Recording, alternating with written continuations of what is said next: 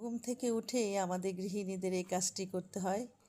আমরা চাই বা না চাই, আমরা পছন্দ করি বা না করি, আমাদের এর থেকে নিস্তার নাই।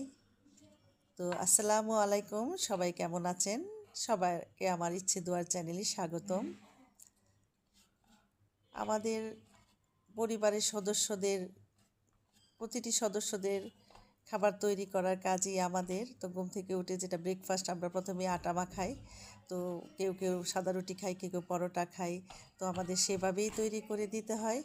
যে কেউ স্কুলে যায়, কেউ অফিসে যায়, কেউ বা বিভিন্ন কাজে যাদের বেরোতে হয়, আমাদের বাড়ির যে কর্ত্রী থাকে, আমরা যারা আছি তাদেরকে এই কাজটি আমাদের খুব সযত্নে করে তাদেরকে খাইয়ে তারপরে রেডি করে দিতে হয়।